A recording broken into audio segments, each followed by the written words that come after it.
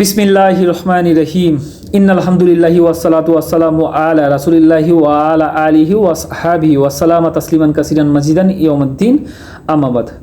আসসালামু আলাইকুম ওয়া রাহমাতুল্লাহি ওয়া বারাকাতুহু।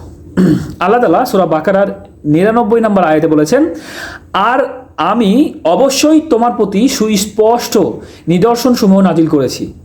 আল্লাহ তাআলা রাসূল সাল্লাল্লাহু আলাইহি ওয়াসাল্লামকে বলতেছেন, আর আমি অবশ্যই তোমার প্রতি সুস্পষ্ট নিদর্শনসমূহ নাজিল করেছি, ফাসিকরা ছাড়া অন্য কেউ তা অস্বীকার করে না। আচ্ছা, আল্লাহ তাআলা সূরা বাকারার 100 নম্বর আয়াতে বলেছেন, তবে কি যখনই তারা কোনো ওয়াদা করেছে তখনই তাদের মধ্য থেকে কোনো এক দল তা ছুঁড়ে মেরেছে, বরং তাদের অধিকাংশই ঈমান রাখে না। মানে যখনই তারা আল্লাহর সাথে কোনো না কোনো ওয়াদা করে তখনই তাদের মধ্যে থেকে একটি দল সেই ওয়াদাটা ভঙ্গ করে, মানে না। আচ্ছা, আর তাদের মধ্যে অধিকাংশই ফাসিক বা ঈমান রাখে না, এরকম কিছু বলছে। আচ্ছা, আল্লাহ তাআলা সূরা বাকারার 101 নম্বর আয়াতে বলেছেন, আর যখন তাদের নিকট আল্লাহর কাছ থেকে একজন রাসূল এলো, তাদের সাথে যা আছে তা সমর্থন করে।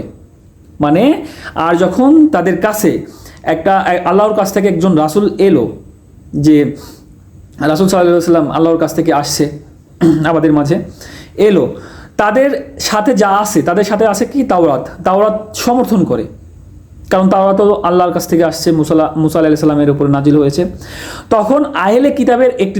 তখন তাদের মধ্যে আহলে কিতাবের একটি দল আচ্ছা আল্লাহর কিতাবকে তাদের পেছনে ফেলে দিল, এভাবেই যে মনে হয় যেন তারা কিছুই জানে না। আর এই 101 নম্বর আয়াতটির তাফসির এইভাবে করা হয়েছে যে, মহান আল্লাহ নবী করিম সাল্লাল্লাহু আলাইহি ওয়াসাল্লাম এর প্রতি ইঙ্গিত করে বলেছেন যে, আমি রাসূলকে বহু উজ্জ্বল নিদর্শনাবলী দান করেছি। আমি রাসূলকে বহু উজ্জ্বল নিদর্শনাবলী দান করেছি, যা দেখে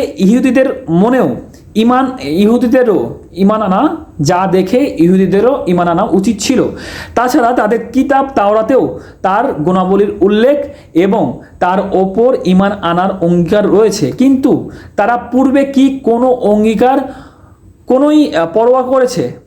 তার পূর্বে কি তারা কোনো অঙ্গীকারের কোনো পরোয়া করেছে যে এই পরোয়া করবে? অঙ্গীকার ভঙ্গ করা তাদের একটি দলের অভ্যাস ছিল। এমনকি আল্লাহর কিতাবকেও তারা পশ্চাতে নিক্ষেপ করলো, যেন তারা তা আল্লাহর বাণী বলে জানেই না।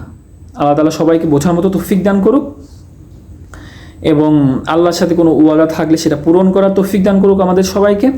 আল্লাহ এবং রাসূলের মাধ্যমে যা কিছু আসছে তা কিছু গ্রহণ করা এবং তার উপরে আমল করা তৌফিক দান করুক। আমিন। সবাই ভালো থাকবেন। আল্লাহ হাফেজ।